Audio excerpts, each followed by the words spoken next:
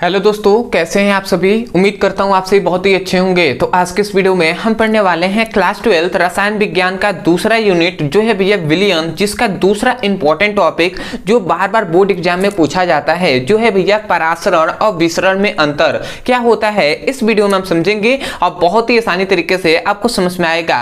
तो चलिए दोस्तों अपने टॉपिक को शुरू करते हैं। तो यहाँ पे हमने लिख दिया है भैया सबसे पहले कि परासरण और इधर हमने लिख दिया है विसरण। ठीक है, अब इसको हम समझेंगे अंतर। इससे पहले मैं बता दूं कि ये जो परासरण है और विसरण है इसको हमने पूरा डिटेल में अच्छे से इसको हमने पढ़ाया हुआ है। ठीक है, तो सबसे पहले आपको परासरण और विसरण समझना चाहिए कि क्या होते हैं। तो उतना समय है तो आप जाकर परासरण और विसरण को देख सकते हैं। देखने के लिए क्या करेंगे, केवल आपको नाम लिखना है परासरण किसे कहते हैं ब्रदर सर, आपको वीडियो मिल जाएगा, वहां से जाकर उसकी पढ़ाई कर सकते हैं। ठीक है, या विसरण का भी ऐसे ही नाम लिखकर अंत में हमारे चैनल का नाम लिख देंगे, वीडियो मिल जाएगा, वहां से पढ़ सकते हैं। अदरवाइज यदि समझ नहीं है तो आप इसको समझ जाइए। ठीक है, क्योंकि यही इंपॉर्टेंट है। सबसे पहले परासरण और विसरण नहीं पूछता है डेफिनेशन, परंतु अंतर पूछ लिया जाता है। ठीक है, और जितने भी इंपॉर्टेंट टॉपिक को चैप्टर वाइज हम करा रहे हैं तो टेंशन जो क्या होता है भैया लेने की जरूरत नहीं है, आपको तैयारी हो जाएगा आपका। ठीक है ना, जैसे बताया जा रहा है आपको लिंक दिया गया है, उस लिंक पे क्लिक करके आप पढ़ सकते हैं। तो चलिए देखते हैं। सबसे पहले याद रखेंगे जो परासरण में क्या होता है भैया, अणु जो होते हैं वो तनु विलयन से सांद्र विलयन की ओर क्या करते हैं भैया, गति करते हैं।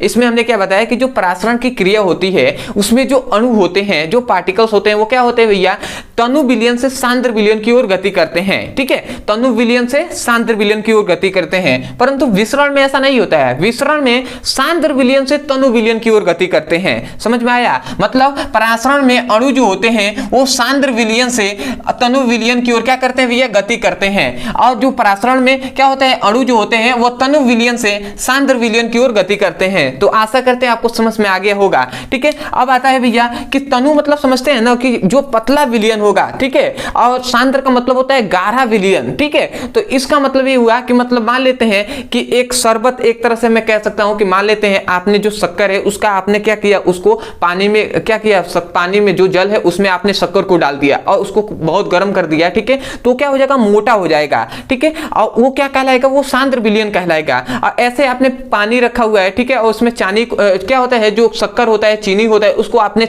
ऐसे ही घोल दिया। ठीक है, तो वो क्या होगा, सांद्र विलयन होगा। तो कभी भी जो क्या होगा, परासरण की क्रिया तनु विलयन से, परासरण की क्रिया में क्या होता है, जो अणु होते हैं वो तनु से सांद्र विलयन की ओर गति करते हैं। ठीक है, मतलब शरबत से क्या होगा, जो रस बना हुआ है, ठीक है, जो क्या है शरबत हम क्या कह सकते हैं, उसको पाक किया गया है। ठीक है ना, तो ये जो क्या होता है उसमें जाता है। ठीक है, तो आशा करते हैं आप समझ गए होंगे कि तनु विलयन से सांद्र विलयन की ओर जाता है। पूरा हमने डिस्कस किया हुआ है। ठीक है, तो इसमें अंतर देख रहे हैं तो उतना मैं नहीं चाहता हूं कि गहराई में जाया जाए। उसके बाद याद रखेंगे भैया जो परासरण होता है तो परासरण में जो क्या होता है, अर्धपारगम झिल्ली की आवश्यकता होती है। अर्धपारगम झिल्ली की आवश्यकता होती है परासरण की क्रिया में। परंतु याद रखेंगे जो विसरण की क्रिया है इसमें अर्धपारगम झिल्ली की आवश्यकता बिल्कुल भी नहीं होती है। इसलिए हमने लिखा है कि विसरण में अर्धपारगम झिल्ली की आवश्यकता नहीं होती है। क्या होती है, नहीं होती है। ठीक है, तो दो पॉइंट्स आपको समझ में आ गया होगा। ठीक है, अब आते हैं तीसरा। तो याद रखेंगे जो परासरण की क्रिया में, मतलब परासरण में केवल जो विलायक के अणु होते हैं वही गति करते हैं। क्या होगा, हमने कहा कि जो परासरण है, ठीक है, तो परासरण की क्रिया में जो विलायक के अणु है वो ही केवल गति करते हैं। परंतु इसमें विसरण में ऐसा नहीं होता है। इसमें विलेय और विलायक दोनों के अणु गति करते हैं। इसलिए हमने लिखा है कि इसमें विलेय और विलायक दोनों के अणु क्या करते हैं भैया, गति करते हैं। ठीक है, इसमें केवल विलायक के अणु गति करेंगे। विलायक मतलब क्या, कि एक तरह से हम जल कह सकते हैं। विलेय और विलायक कह सकते हैं कि चीनी है और पानी है। ठीक है, तो ये दोनों के अणु गति करेंगे। ठीक है, तो आशा करते हैं आप समझ गए होंगे। ठीक है, अब विलेय विलायक तो बेसिक चीज है, इस तो हमने बनाया है, जब विलयन आपको पढ़ाया गया था तो उसमें हमने बताया था बहुत ही अच्छे से। तो इसमें याद रखेंगे केवल विलायक के अणु गति करेंगे, इसमें विलेय और विलायक दोनों के अणु गति करेंगे। ठीक है, अब आता है चौथा पॉइंट पे। तो याद रखेंगे जो परासरण होता है, परासरण में केवल जो क्या होता है, परासरण की क्रिया होती है ये केवल द्रव में ही होती है। इसलिए हमने लिखा है परासरण केवल द्रव में होता है। मतलब जो परासरण की क्रिया होती है वो द्रव में होती है, परंतु विसरण जो होता है वो द्रव में भी और गैस में भी दोनों में होता है। मतलब जो क्या होता है, विसरण द्रव तथा गैस दोनों में होता है, ठीक है। मतलब विसरण की जो क्रिया होती है वो क्या होगा, द्रव में भी होगा और उसके साथ साथ गैस में भी होगा, ठीक है। अगला इंपॉर्टेंट आ जाते हैं भैया, अगला जो ये है कि जो क्या होता है, परासरण की क्रिया को रोका जा सकता है। जो परासरण की क्रिया है इसको रोका जा सकता है, परंतु जो विसरण की क्रिया है ना, इसको रोका नहीं जा सकता है। इसलिए हमने लिखा है विसरण की क्रिया को रोका नहीं जा सकता। तो आशा करते हैं कि आप समझ गए होंगे। जैसे कि मान लेते हैं कि जो क्या होता है, परफ्यूम होता है, परफ्यूम को आपने लाया और उसको मार दिया, ठीक है। अपने रूम में क्या किया, उसको स्प्रे कर दिया, ठीक है। तो वो क्या हो गया, अब उसको आप चाहते हैं कि उसको रोक दिया जाए, ठीक है। अगर मान लेते हैं यहाँ पे आपने मार दिया, ठीक है, स्प्रे को, उसके बाद आप चाहते हैं कि भैया ये खुशबू पूरे जो क्या होता है कमरे में ना फैले, तो क्या ऐसा पॉसिबल है कि उसको नहीं फैल सकता है, ठीक है। ऐसा पॉसिबल नहीं है, उसको हम रोक नहीं सकते हैं। तो वही क्रिया क्या कहलाएगी भैया, विसरण कहलाएगी। मतलब इसीलिए हम कह रहे हैं विसरण की क्रिया को रोका नहीं जा सकता। तो आशा करते हैं कि आपको परासरण और विसरण में जो अंतर है ये आपको अच्छे से समझ में आ गया होगा।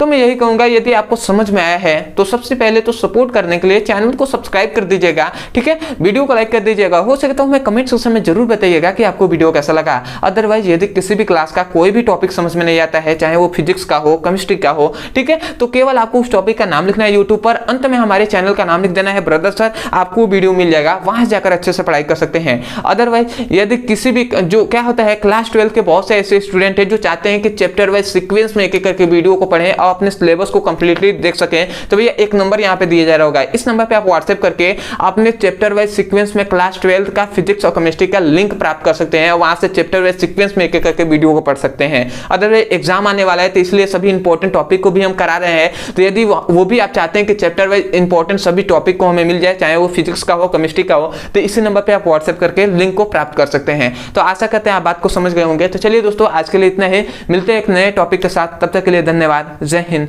जय भारत।